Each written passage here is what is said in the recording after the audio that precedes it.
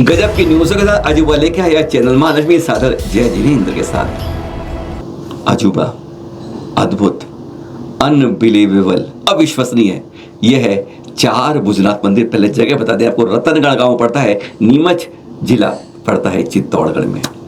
कभी इस गांव में आके देखिएगा, एकता की मिसाल, सौहार्द की मिसाल। एक बाउंड्री के अंदर दुनिया के अंदर कोई जिनालय, कोई भी मंदिर आपको नहीं मिलेगा जहां पर दिगंबर परंपरा के जिनालय भी है, श्वेतांबर परंपरा भी है और हिंदू परंपरा भी है। देखते only one Jinalaya temple in the world जो रतनगढ़ के इस गांव में मिलता है, नीमच के चित्तौड़गढ़ के अंदर। सुपासना जिनालय है, महावीर जिनालय है। और ये 1-2 महीने वर्षों से नहीं है, हम हर जगह खींचतान होती है। गिरनार पे हिंदू और जैनों की होती है, शिरपुर में जैनों के अंदर दिगंबर श्वेतांबर की होती है, केसरिया में और हिंदू की जैनों की होती है, बहुत जगह हर जगह होती है। पर यहाँ पर दोनों की दोस्ती बेमिसाल होती है। श्वेतांबर सुपासना जिनालय है, यानी दिगंबर परंपरा के साथ 1-2 वेदियों के साथ फिर एक जिनालय बनता है, तो ये आता है श्वेतांबरों का पासना जिनालय।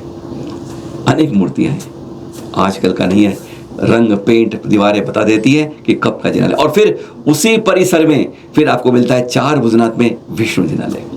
गजब की बात है, यहाँ पर हर उत्साह पर्व त्योहार से मनाया जाता है, उत्सव के साथ। यहाँ पर जो कहा गया, बताया गया हमें कि यहाँ पर महाआरती भोग की परंपरा होती है, एकादशी, जलझूनी, ग्यारस, जन्माष्टमी त्योहार सब मिलके मनाते हैं। चाहे कोई पर्व इसका हो चाहे पर्व उसका हो, सौहार्द एकता देखनी हो। कहते जहां पर और लोग जो खींचने वाले हैं, लड़ाने वाले हैं, शायद यहां नहीं आ पाते। अद्भुत मंदिर है रतनगढ़ का, यह है चार भुजनाथ, दिगंबर श्वेतांबर, हिंदू परंपरा का दुनिया में the only one temple in the world है ना खास। और अब चित्तौड़गढ़ की एक और बात करते हैं मंदिर की। आज कुछ ऐसी बात करते हैं जो मीठी मीठी कहते हैं, सौहार्द की गले लगाने वाली बात। यह बात है, यह है बेंगू तहसील के अंदर है, नंदवाई गांव के अंदर। यहां पर भी आपको शेरपुर की तरह लड़ाई नहीं होती, यहां पर केसरी लड़ाई नहीं होती। यहां पर दिगंबर श्वेतांबर परंपराएं एक साथ रहती हैं। मैं नहीं कहूंगा कि यहां पर किसकी प्रतिमा बाद में है, किसकी प्रतिमा रखी आई, पर जो है सो है आज की तारीख में। पालगंज में चाहे प्रतिमा बाद में रख दी हो विवाद करने के लिए, चाहे कहीं और ऐसी रख दी जाती विवाद के लिए, पर यहाँ पर वही बात नहीं है। यहाँ सौहार्द प्रेम है। और अगर इसी तरह से सौहार्द प्रेम चलता रहे और हर जगह ऐसा हो जाए कि गंगा और जमुना एक धारा बन जाए, तो सचमुच जैनों की एकत्व की भावना, एकता की भावना, एकत्व से नहीं स्यादिवाद के साथ करके, तो वह अलग ही रूप दिखाई देगा पूरे देश को। हमारी एकता का जो बिगुल बजेगा, वह शंखनाद करेगा, तो कहते हैं अपने आप वह जो उंगली उंगली की ताक है वो मुट्ठी बनकर सबके सामने आएगी।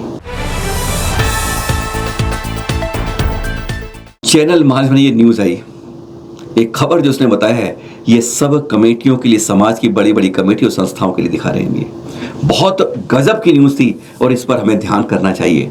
यह केस था जो है 25,290 2011 केस है। थलाईवट्टी मुनियन केंद्र मंदिर की मूर्ति वास्तव में बुद्ध की है या नहीं है, हिंदू लोग उसकी पूजा कर रहे थे बरसों से।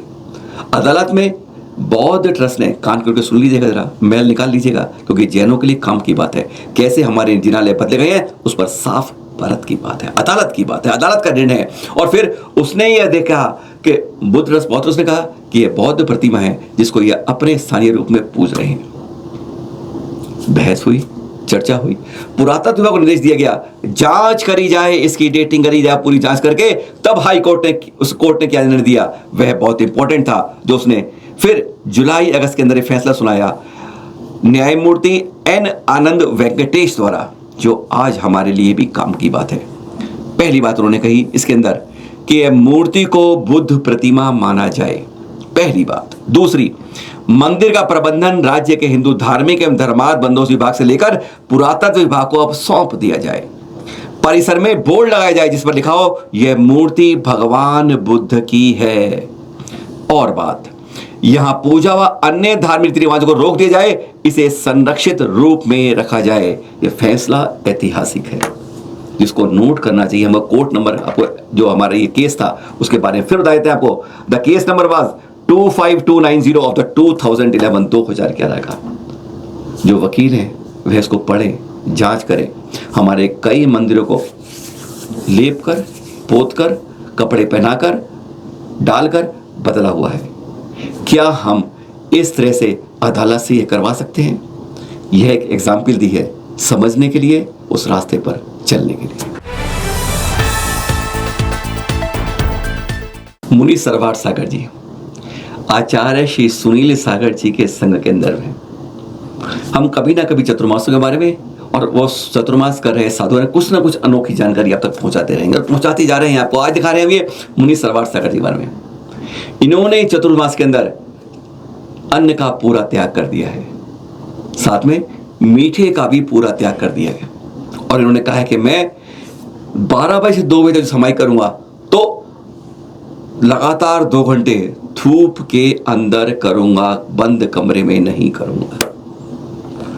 कोई ना कोई किसी ना किसी रूप में इस शरीर से ममत्व हटाने के लिए अलग अलग तरह की कोशिश करता है। कोई खड़े होकर साधना करता है, कोई छत पर पराकाष्ठा दिखाता है, कोई मीठे नमक सबका त्याग करता है, कुछ और करता है। उसी में ये मुनि सरवार सागर जी का इस बार चतुर्मास का ये उद्देश्य इस रूप में परिकल्पित हो, इस शरीर से ममत्व हटे, यह उनकी जानकारी है। और एक और खबर, आचार्य सुनील सागर सुशिष्य हैं आरिका श्री श्रुतमती माता जी और उनके साथ हैं ब्रह्मचारिणी एडवोकेट ऋतुजा दीदी, जिससे हमारी 2-3 बार चर्चा भी हुई थी।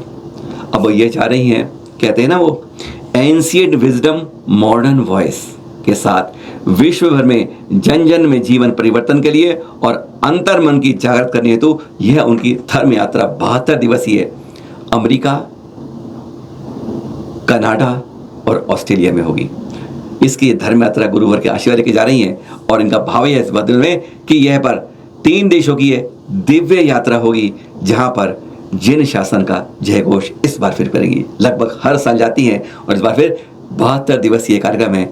विभिन्न जगह को, शहरों को छूते हुए ये जाती रहती हैं। बहुत बहुत शुभकामनाएं हमारी कि यही लोग हैं जो हमारे जिन शासन की प्रभावना को जन जन तक दुनिया में पहुंचा सकते हैं।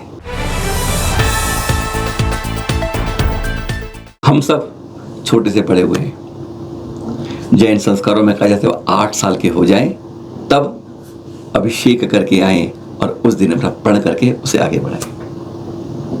स्वरूप जैन ऐसा ही एक बालक 8 साल का होते ही जोश से, पूरे होश में, वात्सल्य से उल्लसित होकर, आनंदित होकर मंदिर जा रहा सबके साथ।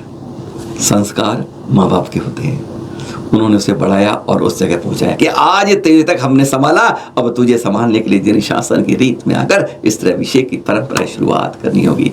गजब की बातें हैं जो इसको संस्कार दिए गए। रात को नहीं खाना, मध्य मसूत्या का त्याग कर देना। अब यह कह रहे अब हमने संस्कार दिए हैं, आगे तुझे संभालना होगा। देख रहे हैं शुरू से छोटा सा बालक, कहते हैं इस तरह की सोच से हम हर बच्चे को संस्कारित करें। हम नहीं कहेंगे, फिर ध्यान रखिएगा, फिर जिन्हाले बूढ़े नहीं होंगे, हमेशा युवा और संस्कारित होंगे।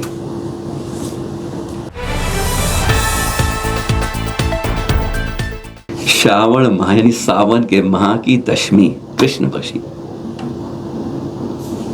वही समय था जब 16वें तीर्थंकर शांतिनाथ जी के आधा पल्ले और 1250 वर्ष बीतने के बाद स्वर्ग में अपनी आयु पूर्ण कर इस धरा पर माता श्रीकांता के गर्भ में आई थी। वह बालक जिसे छठे चक्रवर्ती, 13वें कामदेव लिखा जाता है, हसनापुर नगरी के चलते देख रहे हैं आप, वहीं के 16वें 17वें 18वें तीर्थंकरों की गर्भ, जन्म, तप, ज्ञान स्थली कहते हैं इसे। ऐसी कोई और धरा नहीं है। ये तो उत्सव थोड़े काल के अंदर इस बार हुआ कि यहाँ पे धर्म तो अयोध्या में जन्म होते हैं, लेकिन इस बार अनोखी हस्तिनापुर के अंदर तीनों ही तीर्थंकर चक्रवर्ती, तीनों ही कामदेव थे। अनोखी बात। और ये हमारे कुंतला भगवान उस दिन, आज के ही दिन कहते हैं, श्रावण कृष्ण दशमी को माता श्रीकांता के गर्भ में आते हैं। और तब से ही उसे 6 माह पहले जब स्वर्ग में उसकी माला मुरझाने लगती है, तभी से सौधर्म इंद्र के आदेश से कुबेर 3.5 करोड़ रत्नों की राजमहल पर 4 पैर या 3 पैर लगातार बरसात करता है, जन्म कल्याण तक 15 माह तक। ऐसा पावन दिन है श्रावण कृष्ण दशमी का, हमारे 17वें तीर्थंकर का गर्भ कल्याण। सादर जय जिनेंद्र।